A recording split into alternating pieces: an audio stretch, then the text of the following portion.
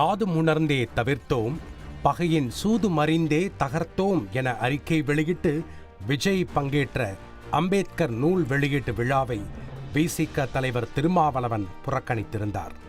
இந்த சூழலில்தான் அந்நிகழ்ச்சியின் மேடை ஏறினார் விசிக துணை பொதுச் செயலாளர் ஆதவ் அர்ஜுனா. ஏறியதும் அண்ணன் திருமாவளவன் மேடையில் இல்லை என்றாலும் அவரின் மனசாட்சி இங்குதான் இருக்கிறது என்றார்.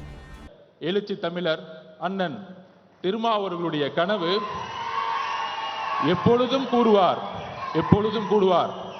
மேடையில் அவர் இல்லை, ஆனால் அவருடைய மனசாட்சி இங்குதான் இருக்கிறது என்பது எனக்கு தெரியும். கால சூழ்நிலைகள் தலித் மக்களுடைய விலங்குகளை உடைக்கும். அதற்கான நேரம் கூடிய விரைவில் வரும்.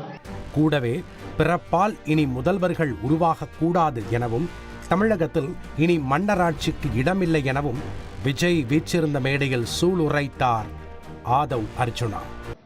மன்னர் பரம்பரையை உருவாக்க தமிழகம் இனி ஒருபொழுதும் இடம் தராது. மன்னராட்சி ஒழிக்கப்பட்டது.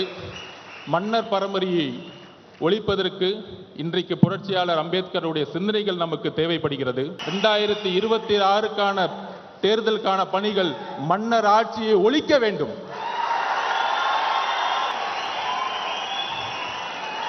இங்க பிறப்பால் ஒரு முதலமைச்சர் உருவாக்கப்படக்கூடாது.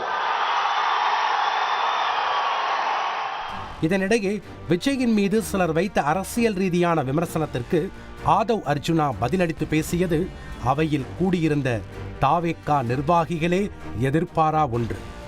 விஜய் அவர்களுக்கு அரசியல் தெரியுமா? அவருக்கு கொள்கைகள் தெரியுமா? கொள்கைகள் பேசிய பல கட்சிகள் ஏன் அம்பேத்கரை இதுவரைக்கும் மேடையில் ஏற்றவில்லை?